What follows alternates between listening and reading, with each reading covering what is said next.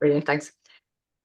All right, so welcome to our Neuro Pride Mad panel on all things related to Mad Pride.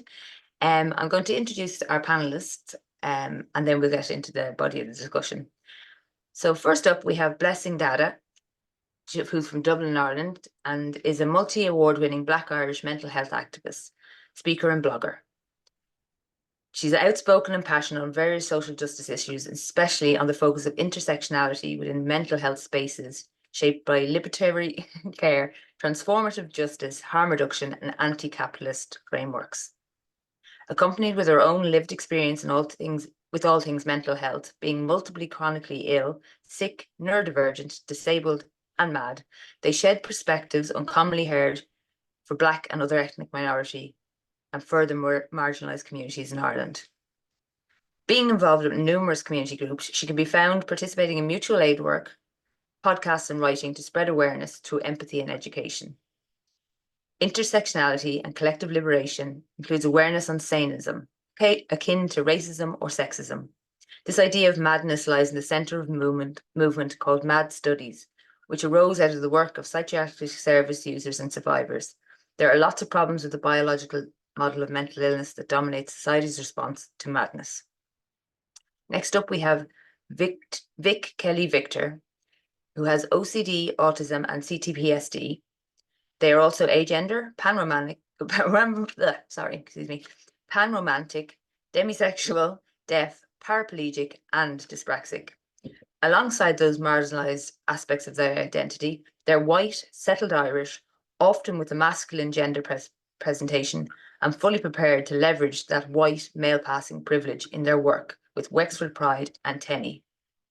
Having studied science and linguistics, they often go on deep dives into the ways we scientifically, medically, and socially stigmatise mad and physically disabled realities, how we use language to make people's reality or identity seem dangerous.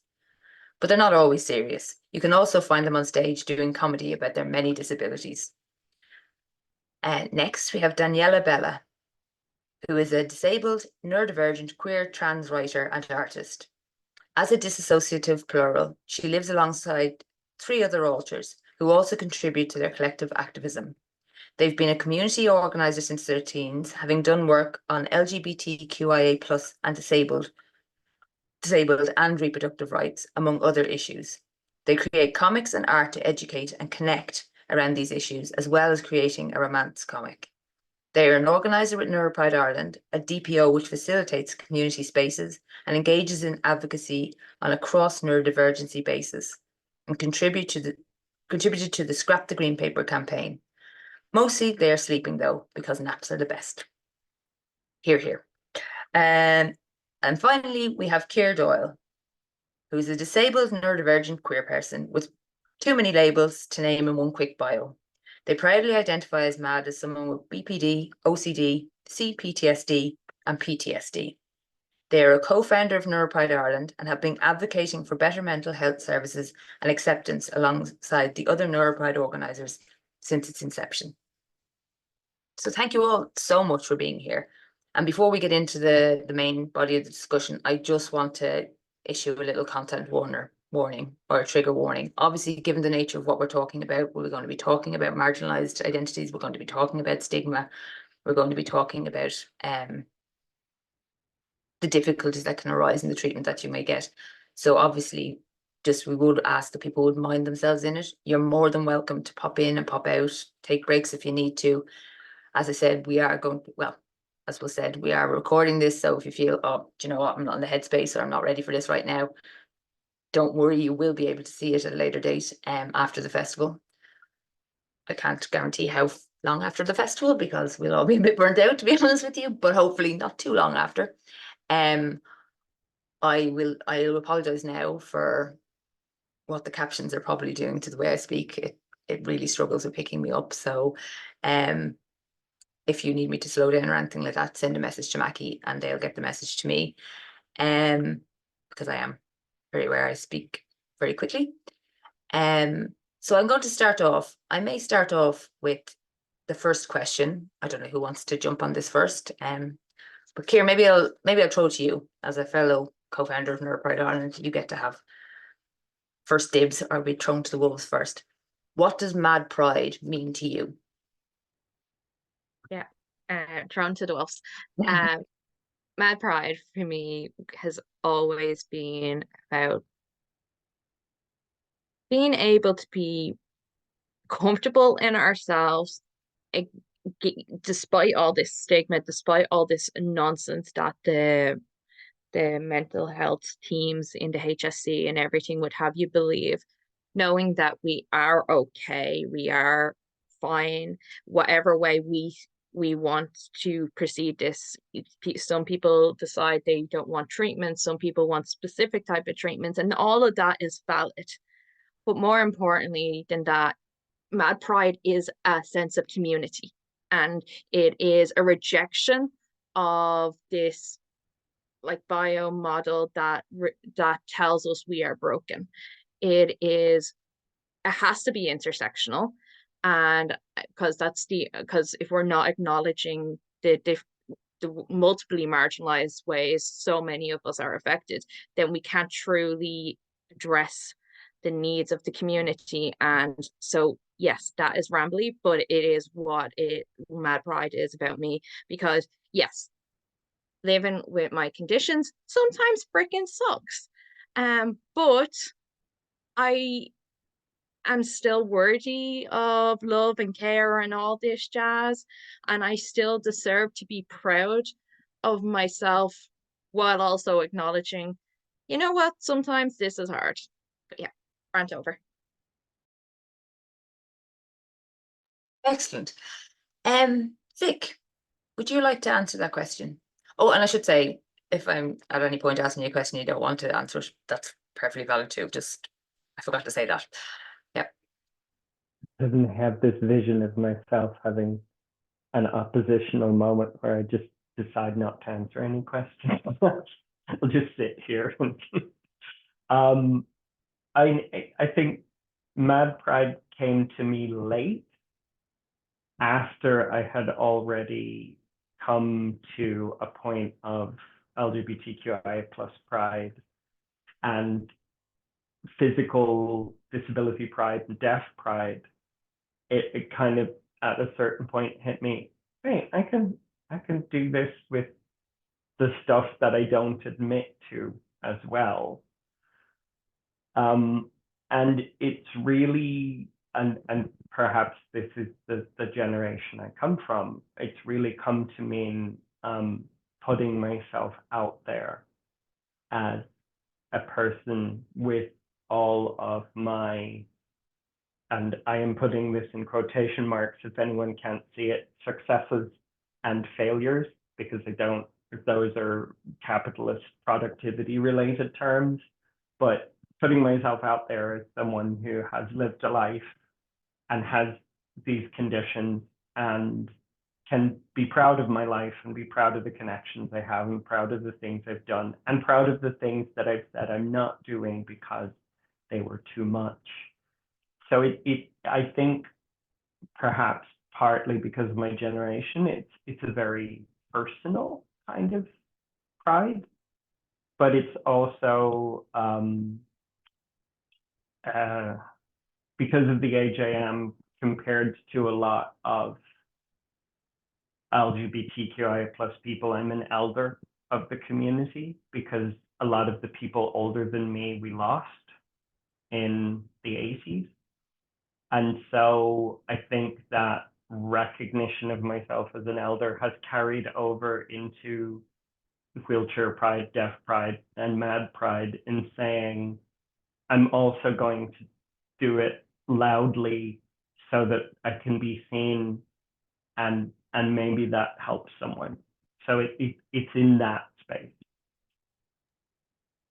Yeah, it very much ties into that concept of pride, because obviously when we started Neuro Pride, people used to say to us, what have you got, like literally say, what have you got to be proud of? And do you know what I mean? And but it's that idea of, no, despite what the world is trying to tell us, despite what the world is trying to say about us, we are proud of ourselves.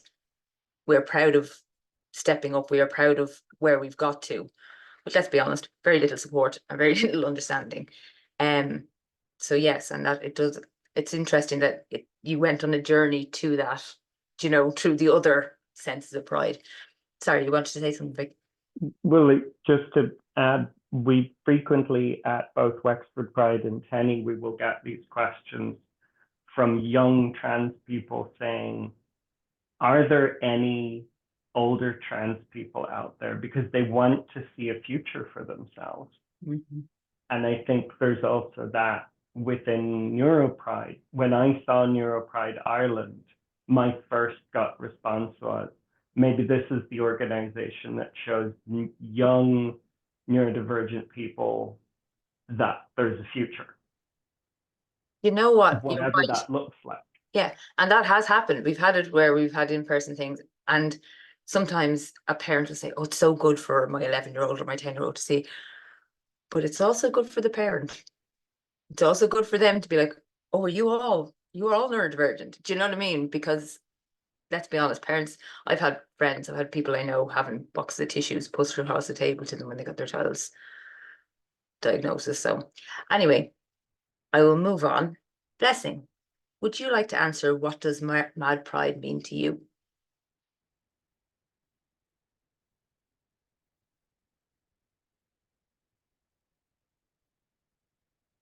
Listen, I have a feeling that you're talking and you didn't Yeah. realize you're on mute.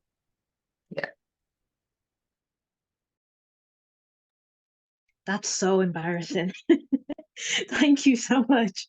I was saying that thank you so much for asking, and you know, just listening to everyone's answers, I'm just like, even just learning so much, and I'm like, wow, how am I supposed to follow up on that? So I'm sweating.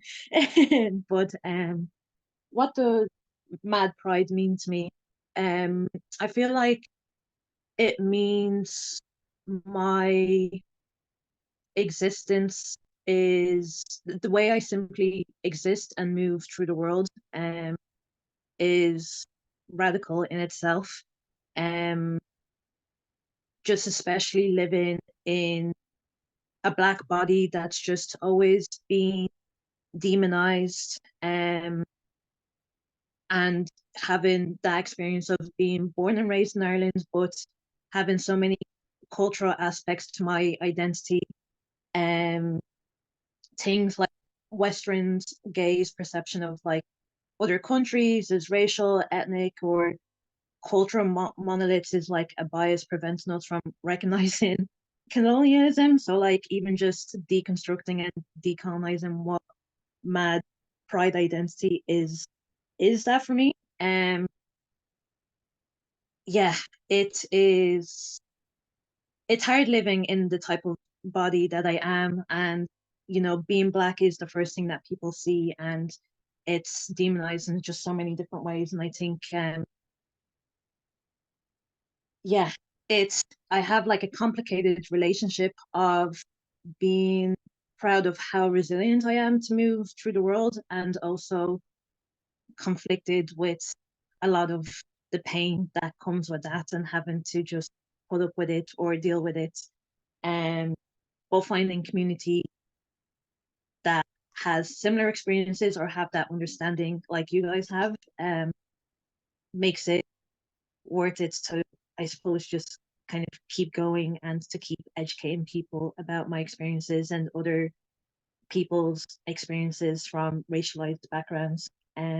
So I don't know if I kind of answered that question, because I was just so nervous. You did, and so more. You did, and Well, so more. yeah. And the thing is that I think it's really important that that point is made, that whatever stigma, whatever biases that people as white settled people have, it's exponentially more difficult when you add in the other aspects of your existence and other marginalized people's existence. Because do you know what I mean? Like, I was talking to somebody and I was like, if I have a meltdown in the street, I'll have people looking at me, I'll have people, you know, it won't be a pleasant experience, and I will get treated differently, but it probably won't get me arrested. It probably won't get me, you know, it would more likely get me support than get me penalized. And I think that's really important, that I think it's such an important point that you're making about how that's an extra added layer onto how do I feel pride about this, because you're getting an extra message of you probably shouldn't be feeling pride, and that's really, really difficult. So I really appreciate you coming and giving us your perspective, because it's really, really important for everybody to hear. And Daniela, Bella, I will come to you last. Thanks, Gillian, and that's really well said, Blessing. So yeah, I think Mad Pride for me, and as a plural system, us, it's very much about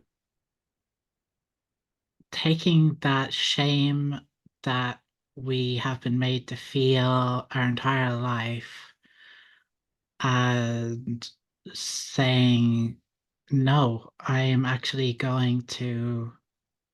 going to love myself, and I'm going to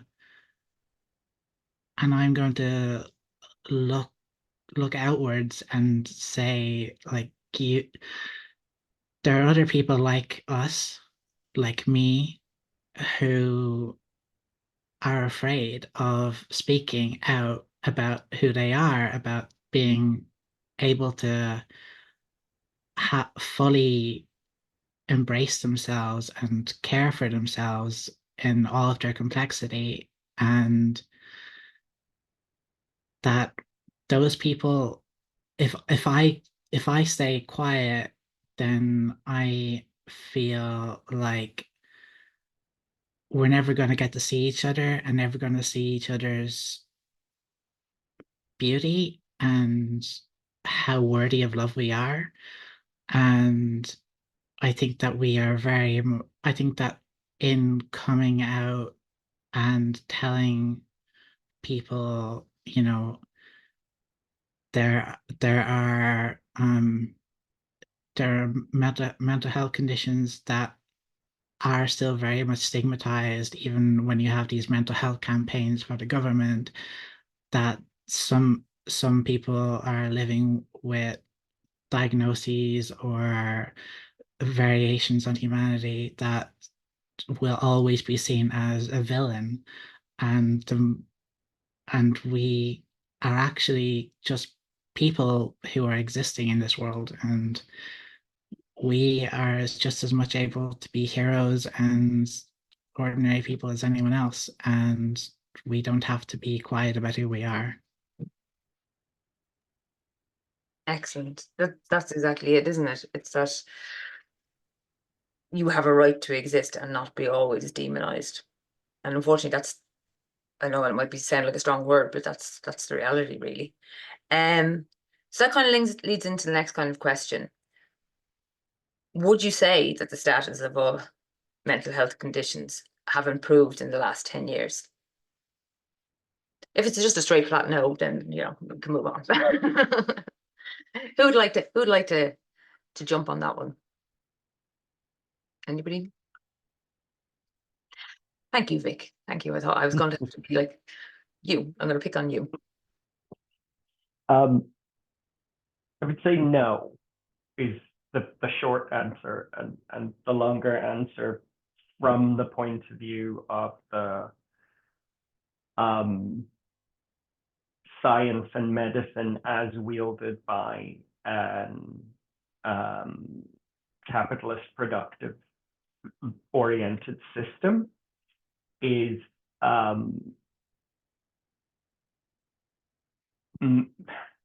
mad conditions become neurotypes when a group of people within a given mad condition is found to be productive, and we are allowed to see those people as valuable and worthy and human and heroes at the point when the system says, oh, we can do something with these people. And it's these concepts of functioning and non-functioning, and it's these concepts of support needs and care needs and expense, and all of those concepts are used. And it's been fascinating to see how we're talking about mental health conditions, but it's been fascinating to see how some mental health conditions became neurotypes that are no longer associated with being mental health conditions. And indeed, some mental health conditions became LGBTQI plus identities. So it's this long road of science and medicine being arms of the system that dictate how we see people, and then the entertainment industry following that science and medicine to allow us to see people as heroes or force us to see people as villains. And where I think we're in a bit of an uplift period around ADHD and autism, and recognizing those neurotypes, and recognizing, you know, oh look, we can have these ADHD autistic people and they're fine. We're still very much, oh, but a cluster A or cluster B diagnosis, no thank you. Or, you know, OCD is an interesting one, because if you look at OCPD, so obsessive compulsive personality disorder, as a cluster A diagnosis, it's stigmatized, medicalized, pushed down, and so on. And OCD as a neurotype, as a neurodivergence, is less stigmatized and less pushed down, but it's a hairline between those two. Like it's literally splitting hairs to go on a diagnosis of one or the other. I've had both diagnoses. So yeah, I think we're on this journey where we only allow, as a society, some mental health conditions, neurotypes, personalities, human conditions to be acceptable. And the dictate is generally, are they productive? Are they functioning? Are they acceptable in, you know, in polite society, very Bridgerton?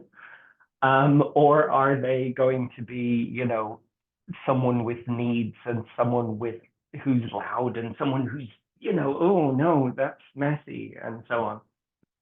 So no, I think I see it over and over and over again. No is the answer. We're not there yet. Yeah, I agree, Vic. Like, even in terms of, I think, like, a lot of times people want us to think that we're becoming so much more accepting of mental health. We see like mental health matters and all these lovely hashtags, which means if you're crying and eating a bar of chocolate because of something bad that happened in your life, it's okay to tell your friends. But if you are having hallucinations, you hide the hell out of that from even the doctors, so you don't get pushback. You know, this type of way, all this talk about your mental health matters. And like, don't get me wrong, those are important conversations as well, of being able to have people to turn to and all this jazz. But we can't conflate that improvement in our social norms with like betterment for like the mad community. And in the past 10 years, I don't know about any of yous, but I reckon especially within the HSE systems, things are getting a lot worse for so many of us. It's not okay, the amount of people that are getting turned away because there's not enough psychologists or there's not enough help, you know, this type of way, people who are actively suicidal getting turned away from the HSE. It just, there is a lot that still has to be done. And it infuriates me that so much of the work is left up to charities and non-profit organizations. as if we are something that can just be discarded to the side from the actual government and HSE and the people who are supposed to be helping us. No, absolutely. Like, this is definitely like not a funny situation, but I did have a little giggle because like you're honestly just so right in everything that you said. Like, as a mental health activist, like people, if people don't read into my work, they just think I'm all kind of like live, love, laugh, yoga, your way out of mental illnesses, all that type of stuff. And then when they start like hearing what I'm actually about, then I'm just seen as like too complicated or overthinking or thinking too deep and all these different things. And to be honest, I'm just really frustrated with the whole conversation at the moment. Like, I feel like we've gone from a point of like not talking about it to the point of talking about it a lot, but it's literally just anxiety and depression. And if it's nothing besides them too, then like it's then you need to be put in a mental health institution. And I'm like, that is just not it at all. And one example I can give is like just especially the pandemic has just like really exposed how prevalent like ableism is, especially in like observing how like non-disabled folks don't understand like how complicit they are, and just a lot of like the pathologizing behavior of, you know, you're struggling with your mental health because you are in fear of COVID. And I'm like, you know, some of us actually just, sorry, there's a helicopter. The helicopter really said, are you silent or silenced? Like, that was actually not that was mean.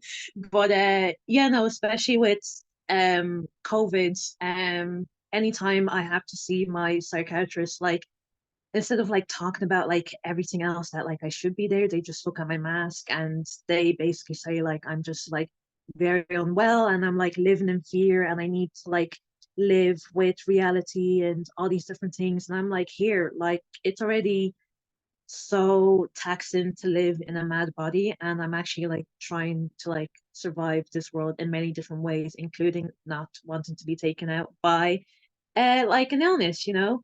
And so I feel like the opposite is being done with mental health conversation, in that it's talked about too much in the sense of just anxiety and depression. So now like there's so much emphasis on that that like it's causing even more further harm on the other diagnoses. And just it's just very frustrating how, you know, I'm trying to bring such different awareness to other mental illnesses, especially when I'm talking to young people in schools or in youth services and anywhere else that they are.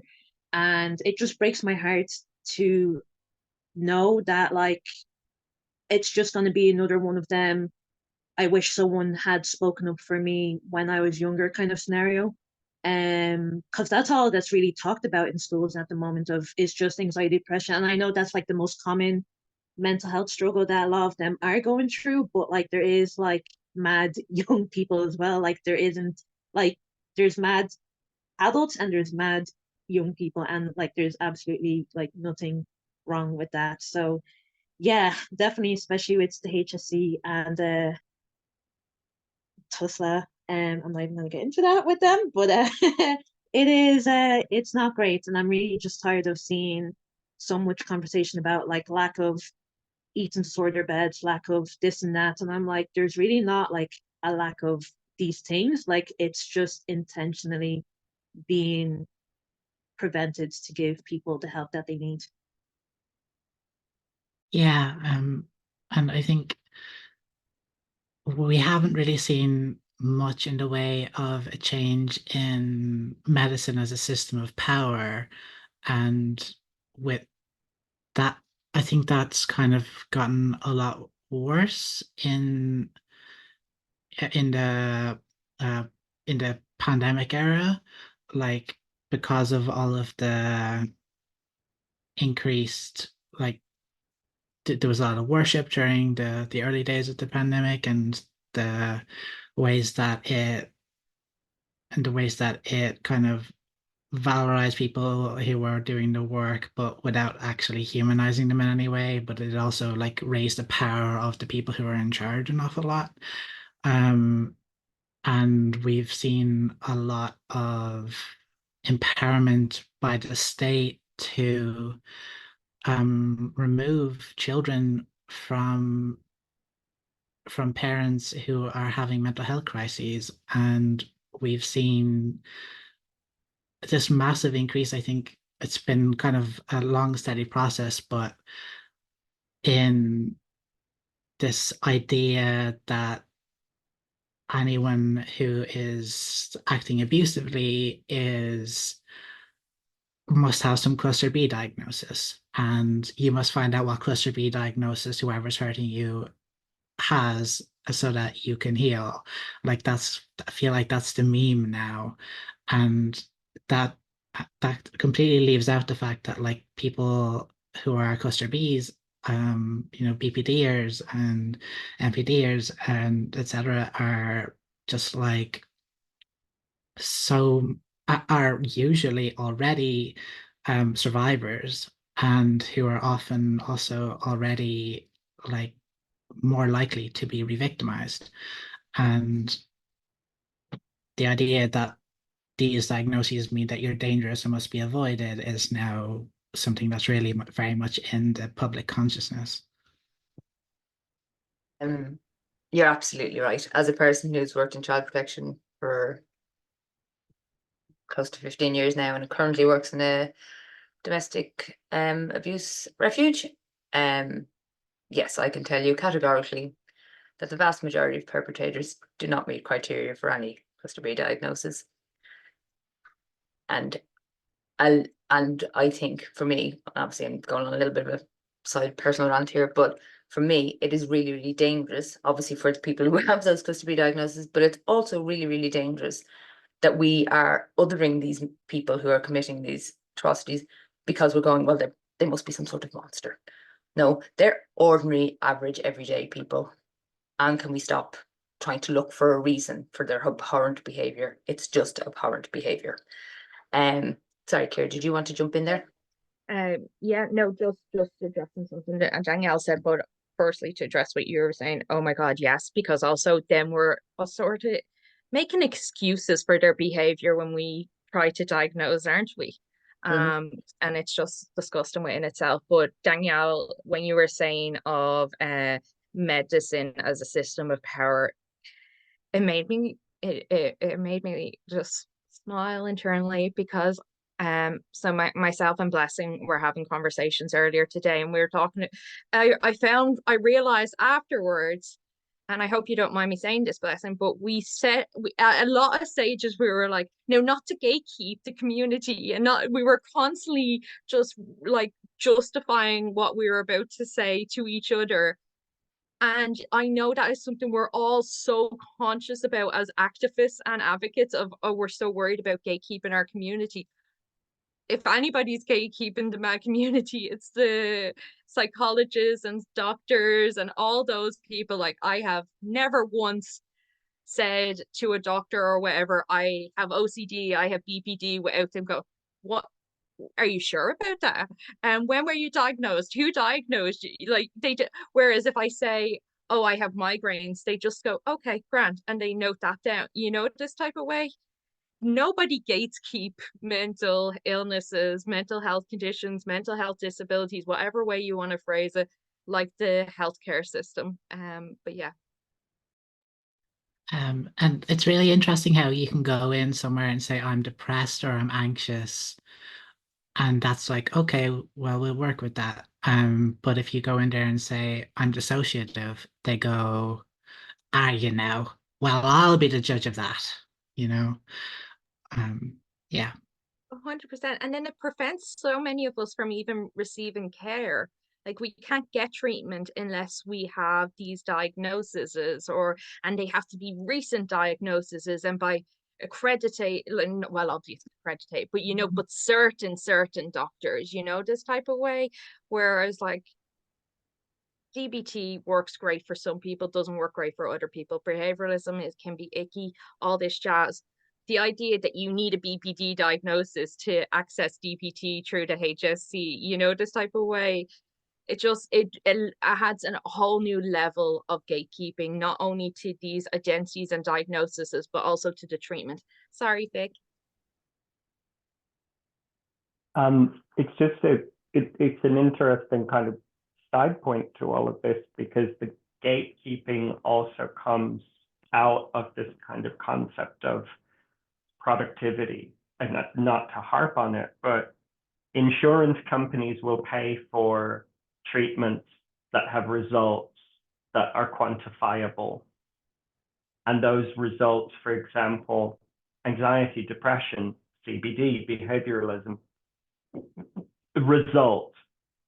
Anxiety and depression, I would say, I mean, yes, there are social anxiety conditions, and there is major depressive disorder, which I also have been diagnosed with. And, you know, there's things like that where it's a neurotype, or it's a mental health condition, or a human condition, whatever term we want to put on it. But the flip side of that is a lot of anxiety and depression is just a symptom of the human condition, or neurotype, or racial experience, or the racism, ableism, transphobia, homophobia that we experience is, you know, causing these things. The misogyny is causing these things. The intersection, that's leading to the depression and the anxiety. But when they focus on treating the depression and the anxiety, they're just putting a Band-Aid on and letting, you know, and that's it. They haven't addressed whether the wound underneath is clean, or will heal on its own, or the system is able to deal with it, or anything like that. But it's a result, and it's in a table, and it can be checked off as a result by the insurance company, by the HSE, by whatever organization is involved. We have a result, it's a positive result, we have helped this many people. But part of the gatekeeping that happens in medicine is the confrontation with something that is going to, in their eyes, require lifelong management. Where's the result in that? So we're going to make double, triple, quadruple sure that you have a condition that we can manage and show our productivity on. And that's where this gatekeeping is originally driven from. And this goes all the way back to the Victorians. It goes back to Victorian medicine, which is still the basis of what we practice today. And that's the same Victorian medicine that used to diagnose women with hysteria and, you know, wave something foul smelling under their nose and something sweet smelling around their genitals to try and persuade their wandering womb to move back down in their body. It's still like, oh, you have anxiety and depression. Well, I don't want to go beyond that. So let me just wave something foul smelling at your depression and something sweet smelling at your at your calmness, and maybe you'll be fixed and I can tick you off the list. Exactly. I'm going to jump in now to ask another question, if that's okay, because you probably, to be perfectly honest with you, you've actually answered a few of them without even being asked them. But is it easy to be out about all kinds of madness in Ireland? I think you've pretty much answered it, but if anybody has any further thoughts they want to add to that, it'd be great. I think we're all in agreement that it's a no. In going on a little personal side answer to that, from a Neuro Pride perspective, we have seriously struggled over the past few years to ever get anybody to talk about madness in interviews or in panels. We don't struggle so much with other stuff, like people jump at the opportunity to share their autistic journeys, their ADHD journeys, and they're all valuable. And don't get me wrong, there is still vulnerability in expressing them, but I cannot express how grateful I am for our lovely panelists tonight for having that vulnerability to talk about this, because it is so hard, because it is so stigmatized, and does leave us in a vulnerable position. And that's not to shame anybody who isn't out, because we all have to protect ourselves, you know, this type of way. And I hope that it does get better, but it is so infuriating that people genuinely just don't feel safe to come out, whether that's physical safe, whether that's emotional. They're worried about being ostracized. I'm a parent, and I have had TUSLA being referred to investigate me purely because people in my child's life found out I have BPD. So professional people in my professional healthcare professions in my child's life find out I have BPD and refer TUSLA to investigate me, just on that basis. And it's going back to what Danielle was saying about being victimized. So if we're doing this to parents, no wonder people aren't speaking out. And that's for other people. People are at risk of losing their jobs. I've had friends that got fired once their jobs found out that they had a cluster B diagnosis. Now, obviously, they say it in a very nice way, so they cannot be done legally, and they come up with some type of way. But also, I don't know if people are aware, but there's actually a lot of protections that we lose when we have personality diagnoses.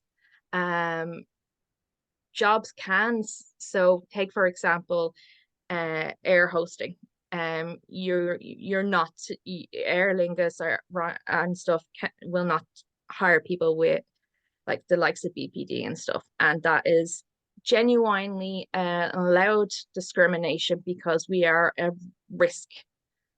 And that's just horrible to me. It doesn't matter about how long you are recovering or whatever, not that recovering is actually a valuable sense when it comes to personality differences or disorders or disabilities, whichever you want. But these allowed discriminations purely based on a diagnosis. Why would people be out about being mad when we don't have legal protections? We don't even have social protections within our friend groups. We're always at risk of being ostracized. We're always at risk of people villainizing us. So I am truly so grateful to every person who has ever spoken for Neuro Pride or in wider communities, because it is a very vulnerable position to be in. Mm-hmm. That's exactly it. And as you say, we have had people, but very understandably, that it's been very few people that have been able to talk to us. And as you said, we really appreciate it because we are very aware of the risks that people are putting themselves through. It is, unfortunately, like Ireland's a very small country. Yeah, and I think it's also like, and I really appreciate the fact that Neuro Pride is so forthright in making sure that it includes, madness in neurodivergence, because a lot of supposedly neurodivergent representing organizations just don't, and because those ones aren't socially acceptable right now, so therefore you have to keep them. You have to keep those out of the sort of out of the media and out of like associating them with autistic people and ADHDers, because those are good people, but the mentalers, we are like absolutely not,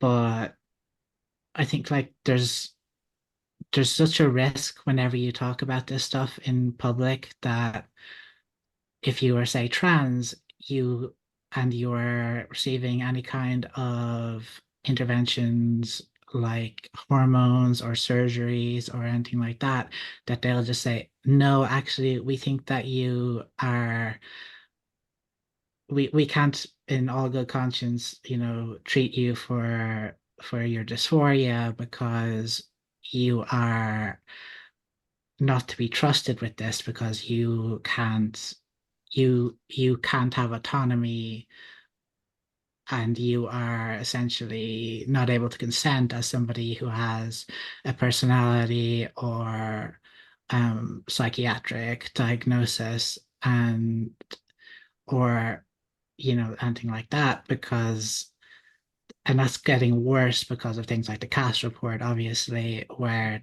that's very explicitly calling for the removing of autonomy from anyone with any kind of diagnosis. Yeah. Um, I am conscious that it's very bleak what we've been talking. Unfortunately, it's the reality. There's no point in trying to sugarcoat it.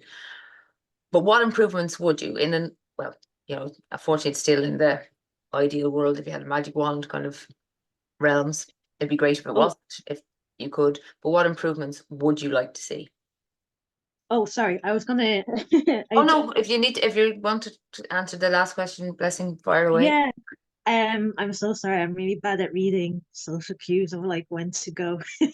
I'm not the person to help you with that. I'm not going to lie. But yeah, no, like I was really like moved about when I seen that question. I was like, ooh, that is a question that like I could talk about days on end about, because I feel like at the moment, a lot of like I suppose like mainstream mental health awareness or like advocates are even using words like mad and like co-opting it and stuff like that. And again, I'm not trying to gatekeep, but in this moment I'm going to gatekeep because I'm actually like really pained by the whole situation. But it just reminds me of this whole like quirky kind of, like people think it's cool to have anxiety, people think it's cool to have depression, so like people think it's cool to like call yourself mad. And I'm like, no, being mad is not like some type of like, I don't know, like collection to whoever that you want to collect to seem cool and seem like different and stand out and stuff like that. I'm like, it's actually like just it's like madness is isn't always fun, and like there's just like a huge problem with like a lot of pathologizing identities, like labeled mentally ill, and especially includes like oppressive treatments of like socially unacceptable experiences. And people see me as a mental health activist and like kind of talk about like my experiences like very broad, so I don't mind like going into like explicit details here, but as someone who does hear voices and see things, and my concept of time is just like altered like every single day, like just so much. I don't know why I'm getting so emotional. It's just like so much effort to like to mask, like it's so much effort to like be presenting as like not being dangerous to other people, and especially like being black, like every single way I move is like so calculated. Like the way I talk to people, I can't be an angry black woman if I have certain reactions. I've never had a public autistic meltdown in my life. Actually, no, I take that back, because I did when I was 9 and I was in super value and someone called the guards on me, and that was my first time being put in handcuffs. So, that's great. And so even just like fast forwards to now, like I know people are talking about like the rise of like the far right and like racism, and like, oh my gosh, like we're quirky leftists, like we need to like talk about racism and do something. And I'm like, you guys don't actually understand. Like I struggle so much with like thinking everyone is like out there to like get me, and like there actually is people out there to get me at the same time. So like it's just really hard to like try and notice the difference of like who is legit and who isn't. And um you know, just having to uh like having my experiences like be so pathologized, especially in like the medical model, and you know, you just feel like so lonely in that experience, because I also grew up in a Christian and Muslim background. Like, you know, it's goofy that like my family isn't one, like it's two identities. And so like, especially being from like the Black community, like faith is like a really, really big thing. So like talking about madness, you are either put in a mental institution, or like the pastor is like in charge of your life. And so I can't even really talk to anyone in Ireland, never mind like the Black community, about like being Black and mad as well. And it's just so unfortunate, because like religion is just, as you know yourself, like connected to Ireland, like religion has just been colonized. And so like unfortunately, like there is like Black folks who are upholding that like white supremacy mindset. So I'm so sorry for like crying on the call, but it's just like really hard these days. Like it is like flaring like really badly at the moment. Like just with all like the, you know, the Dublin riots that happened in November, and like just everything that's happening in Coolock. I'm like, okay, these are like real experiences that are happening, but like I'm treated as like it's like my fault, and that I just need to take medication and build resilience and get over it. And I'm just like, yeah, being mad is not like quirky. It's like it is so financially costing. It is so financially costing to like your reputation. And even at the moment, people are not really taking me on to like speak at like their events, because it's seen as like too controversial or like too deep, or that I'm not a mental health professional, so I don't have the right to like talk about these things. So yeah, I'll stop rambling and thank you so much for even just Yeah. having me here and allowing me to like unmask. And it's just the other reason why I just have my camera off or like facing the other way, because like it's there's just so many things tied to my identity that like makes me uh just on edge all the time. And just people wouldn't really know that until they witness me in that. And even then, like my own friends don't really see that as well, because I'm just very like cautious of like not wanting to experience abandonment issues already in a world that's just so disposable. But yeah, so that's my answer. Well, I'm really glad. I'm really glad you interjected and said that you wanted to answer that, because what you said was really valuable and really important and really needed to be heard. And don't ever apologize for getting emotional. It's if you're not going to do it here, where are you going to do it? Also, I think from listening to all of you talking, it's very much this.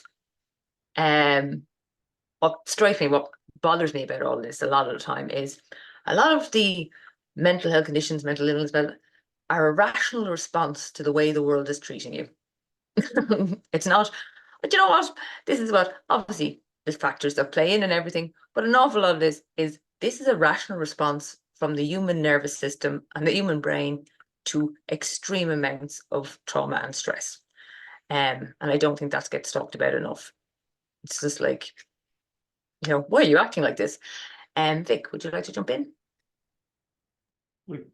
What you just said, it reminds me of that quote. The activist's name escaped me at the moment, but he said, "We don't know what an adult with autism without trauma looks like."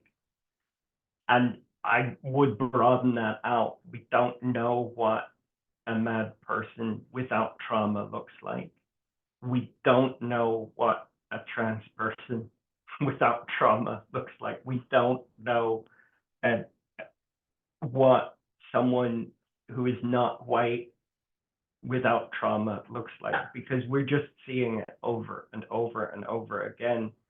And when that trauma intersects with human condition, madness, neurodivergence, mental health, whatever you want to call it, it compounds things.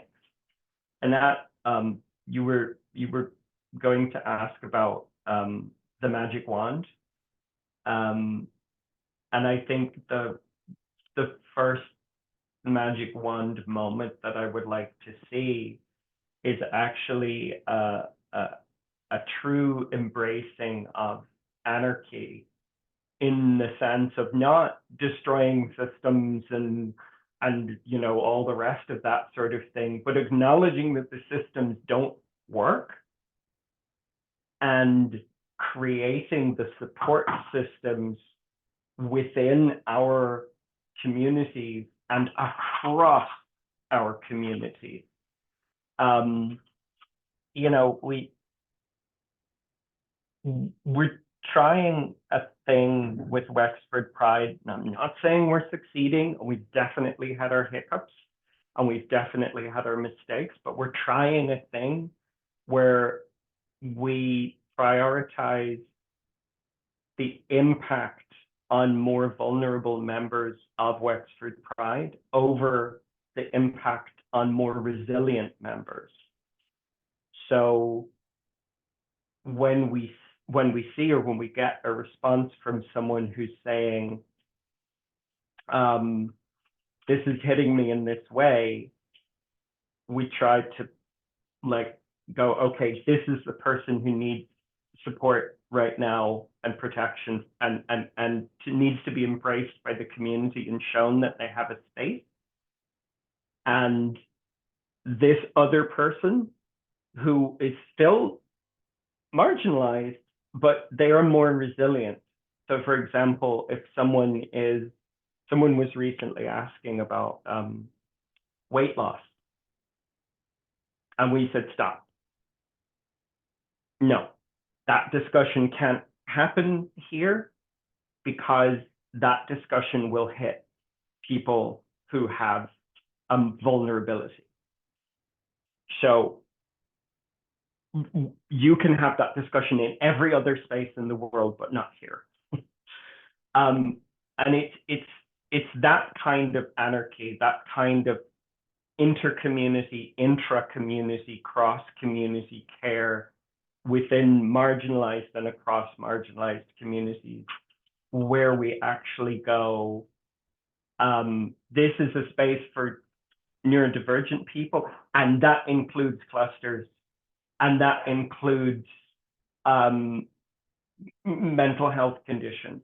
This is a space for trans people, and therefore we must include agender, we must include intersex, we must include people with DID, so systems who can also be experiencing gender questions.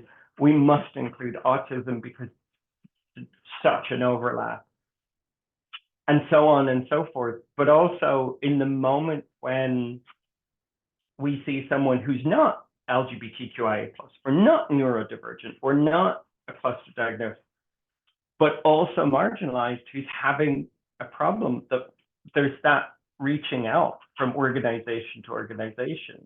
So my magic wand would be every local LGBTQI+ Pride organization needs to get neuro-informed and needs to get mental health informed and madness informed, and start embracing those members of their community and the people who are outside of their community but within the MAD community.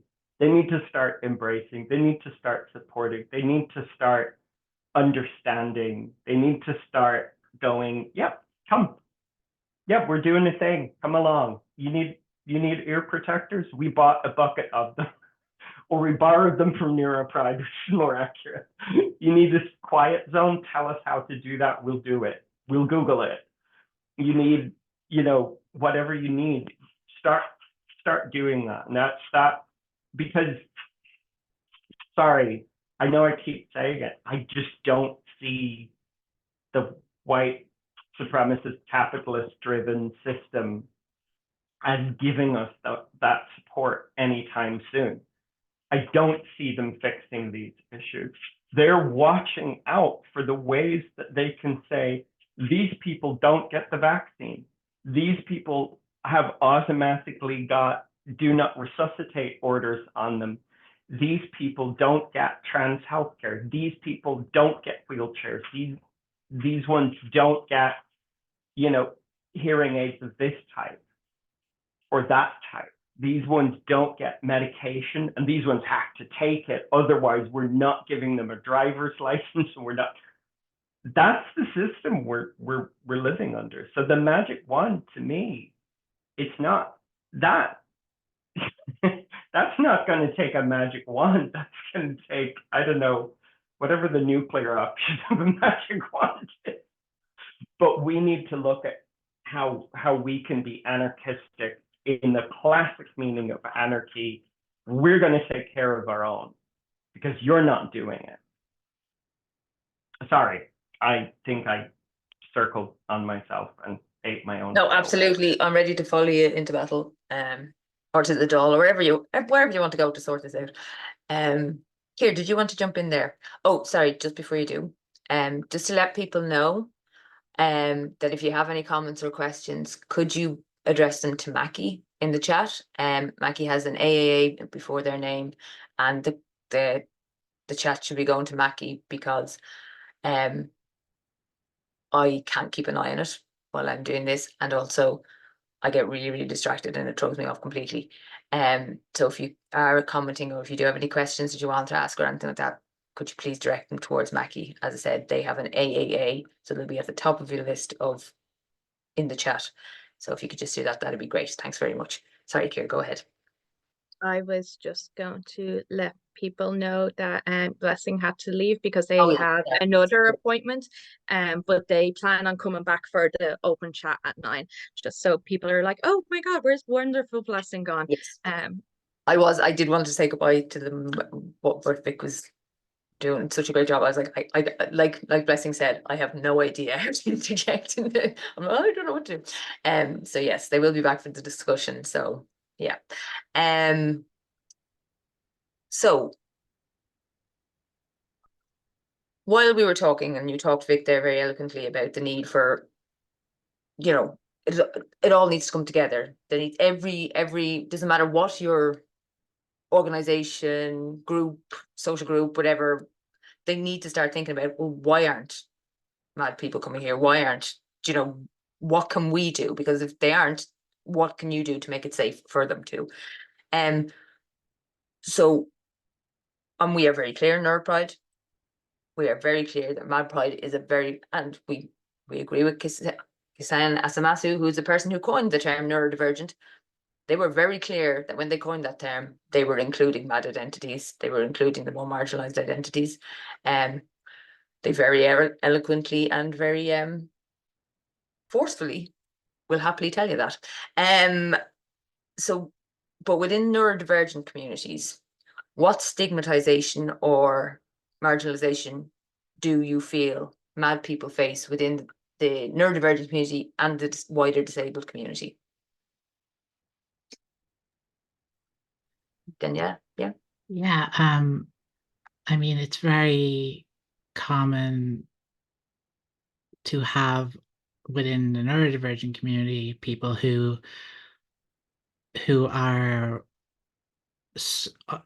don't want to include madness and mad identities in neurodivergence, as you were saying, and there are people who have the same biases against throughout the disabled community, who have the same biases against like any mad people and mad diagnosis and mad identity, and it's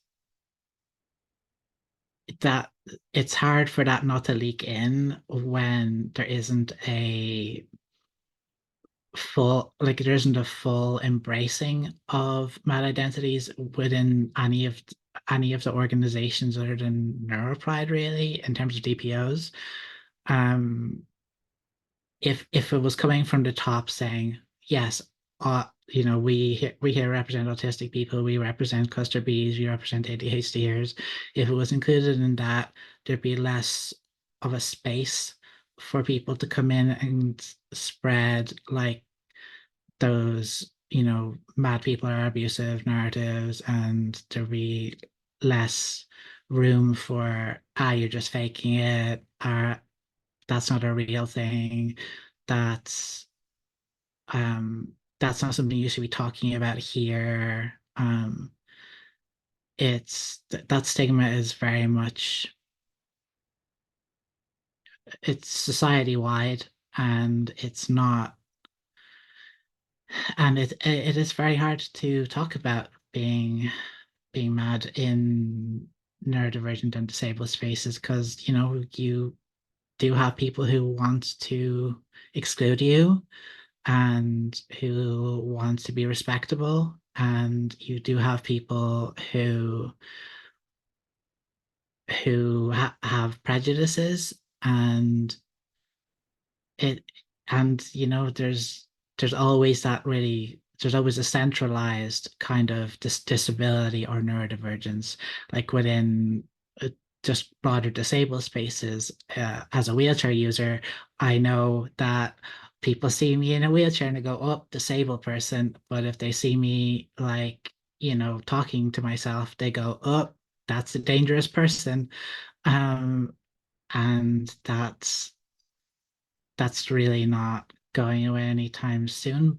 But I do think that I have seen, like, when Neuro Pride is in full embrace of mad identities, it does have an effect on the other organizations, and like it embarrasses them, honestly. And it's pretty rad when people go, yeah, yeah, yeah, yeah, that's totally, yeah, we totally include those too. Yeah, because we've always done that, because of course we do.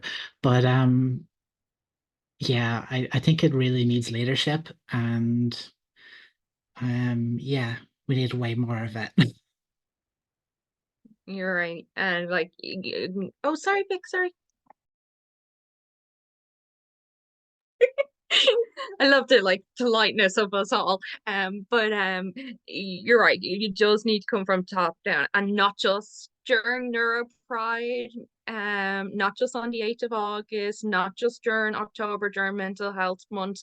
Like, these organizations need to be behind MAD members the whole time around. And I think even it's not even good enough to say we're behind if you're not helping those members when they're facing discrimination. So I'm sure all of us have encountered in neurodivergent spaces or autism spaces or whatever, being told, oh, we don't belong there. And like admins or organizers not getting involved because they're worried about pushback or whatever the reason is. We need people to be involved the whole time. We need people standing up for each other the whole time. And like, especially, there is a very common trend in autistic spaces. If somebody is seen as problematic, people start accusing them of having cluster B diagnoses, especially public figures and everything.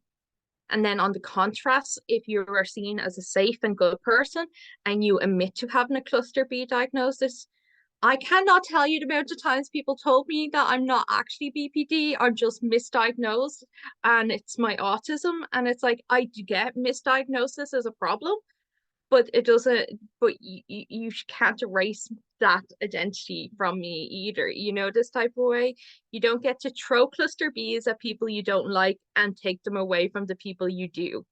But I think the biggest problem with these organizations, whether that is a queer organization, a disabled organization, a neurodivergent organization, the biggest problem I find is when people say it's not their place to talk about these issues.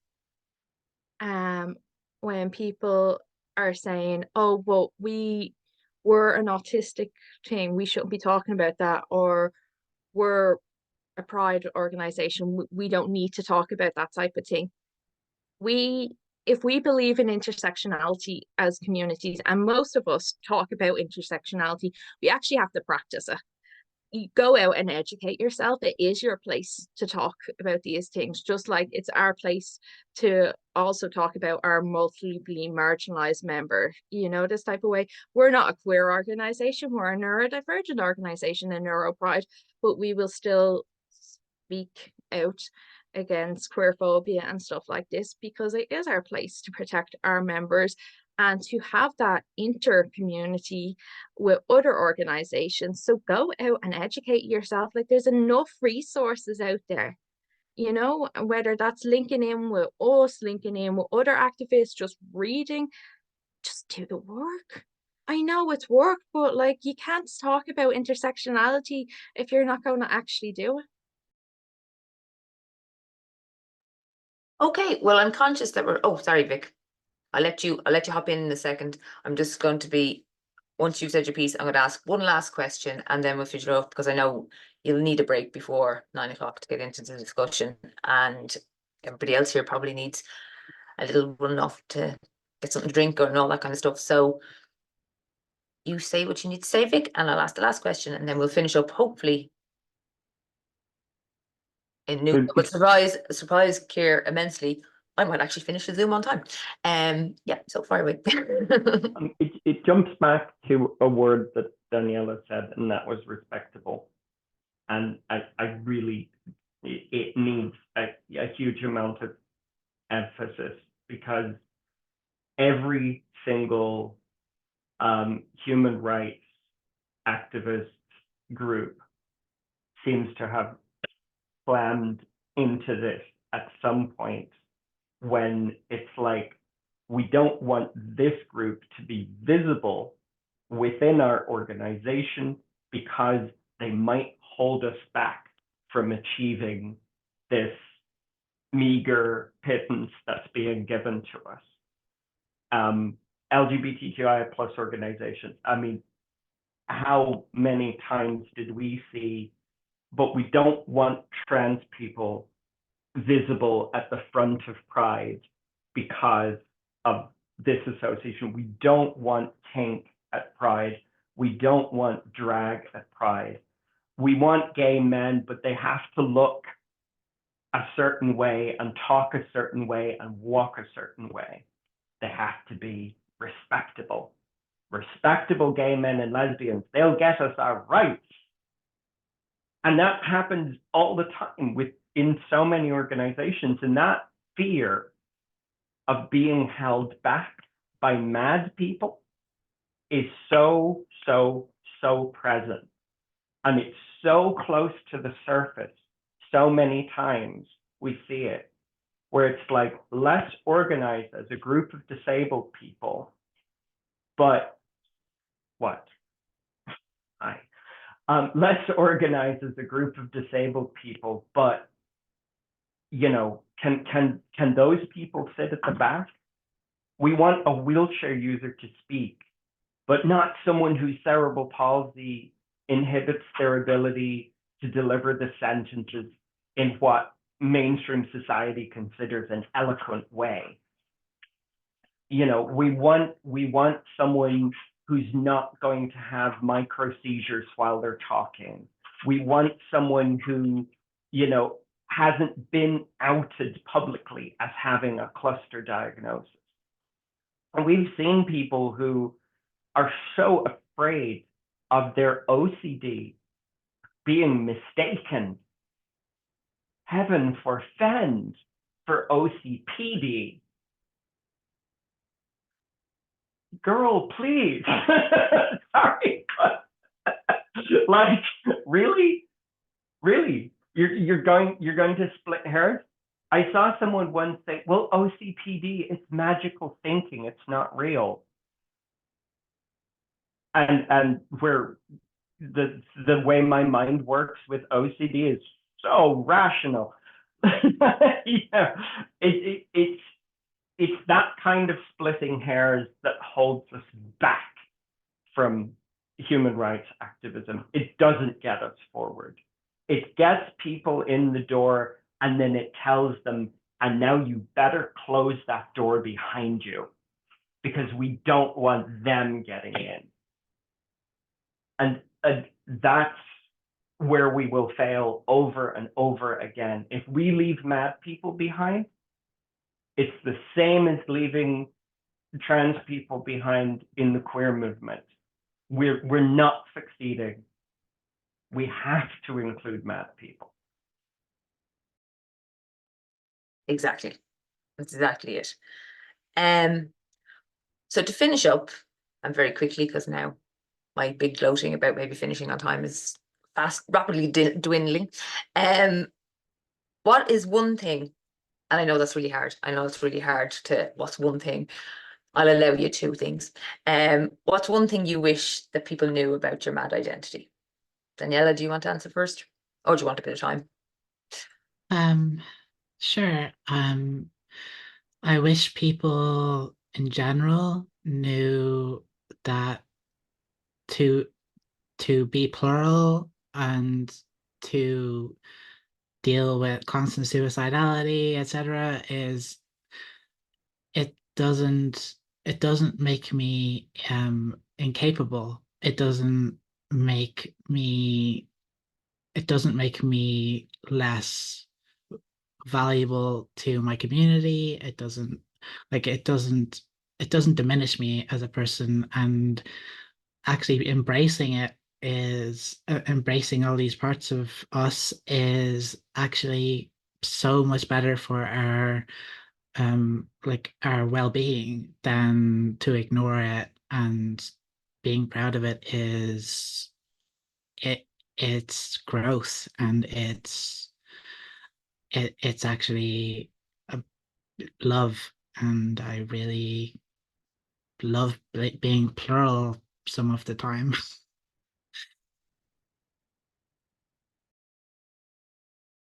Thanks a million. Yeah. Vic, would you like to answer? One thing I think, so OCD, MDD, and CPTSD, my mind is never quiet. And meditation and yoga and those kind of things are not going to make my mind quiet, and a drug is not going to make my mind quiet. But listening to me actually can give me some quiet. And I think that aspect of my mad identity, if people listen to me and let me drive the conversation and the approach, that is what is going to bring about some change for me personally, and maybe for other people with the same conditions. Is my head's not going to be quiet because someone tells me my head should be quiet. But sometimes getting the things out and having that communication can be the thing. Fantastic. And Ciara, we'll give you had the first word, and they can have the last word. I think if I'm to speak to BPD or EUPD, if you want to use that phrasing, I wish people knew that that's not synonymous with attention seeker or abuser. When I got diagnosed, I looked up books, and the first several books that I came across were all about how to survive living with somebody with BPD. And that was my first real experiences. And yeah, they're not synonymous with attention seeker or abuser. And I say I'm hurting. I'm like so many BPDers, I know I will actually hide so much of my emotions anyway. So if I actually am admitting to you that I am in pain, oh my God, the level must be so intense that I can't hide it anymore. And same with wanting to die or wanting to give into addiction urges or anything like that. We aren't saying these things for the attention. We are saying these because they are our lived experiences. And honestly, even this idea of attention seeking being bad, you're saying these things for a reason. Even if that attention is for love and care and help, how is that a bad thing? But yes, that's what the one thing I wish people would know. It's not BPD, EUPD is not synonymous with abuser or attention seeker. Yeah, I think the whole concept of attention seeking should be changed to connection seeking. It's that whole thing of because it might sound like semantics or arguing over linguistics, but it actually does change your response to somebody. Yeah. If you view it the way they're approaching you in a way that, ironically, obviously, I'm autistic. What would I know about empathy? But very deep sarcasm, which also I don't know anything about. But that kind of thing, if you change the way you start thinking about the way somebody's coming to you, because the work needs to be done by the person who's hearing the attention seeking. That's when all of this can start coming. When you start, then you're going to go, okay, I need to learn more about this. I need to learn how I can support this person.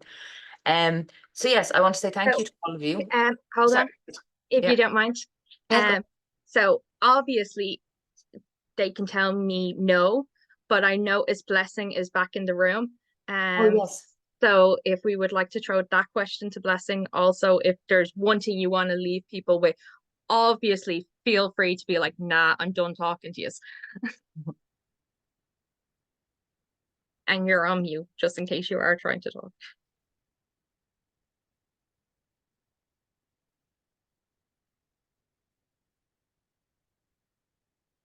Yeah. The audio might have clicked in. Oh, perfect. I was going to type that, it wouldn't let me unmute. Not the app trying to silence me again.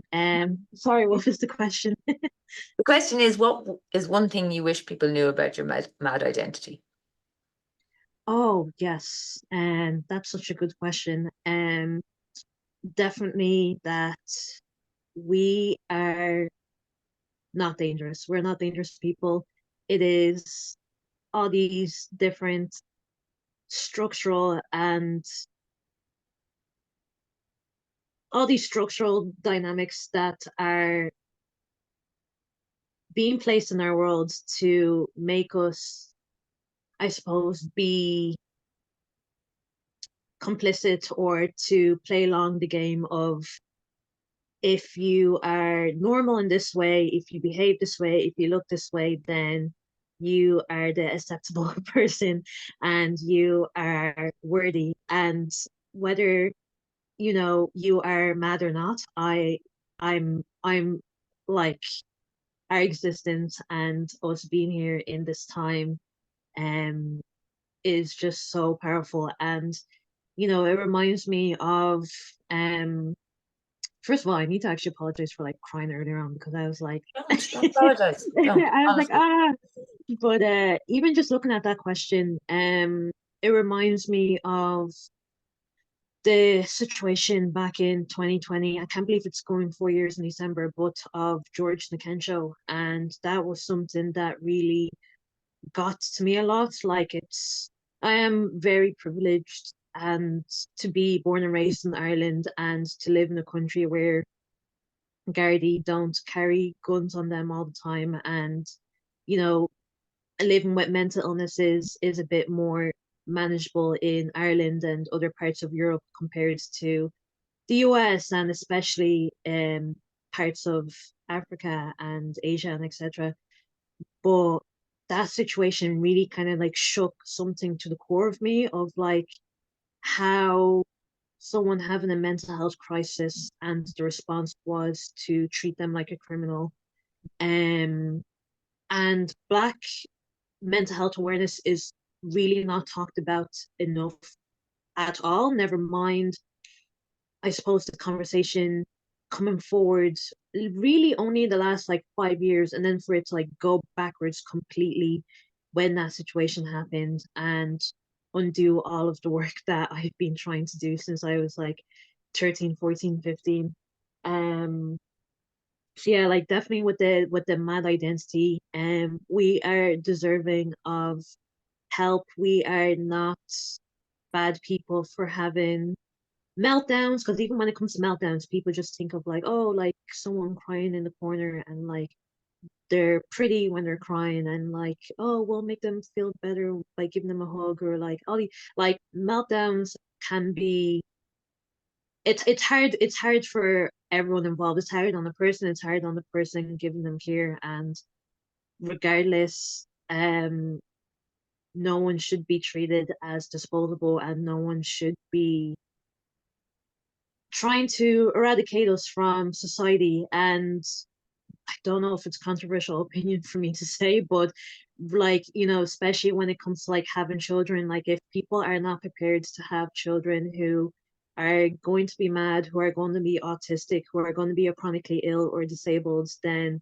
you know, a lot of things just really need to be rethinked in that area, because we are not just objects, like we are very complicated systems, but we're also beautiful systems as well.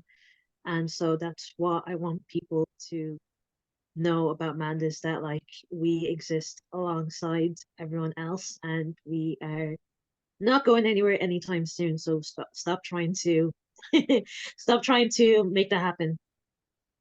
Excellent. I think, Blessing, I'm really glad that you were able to join back in. I think that's a perfect way to end this panel.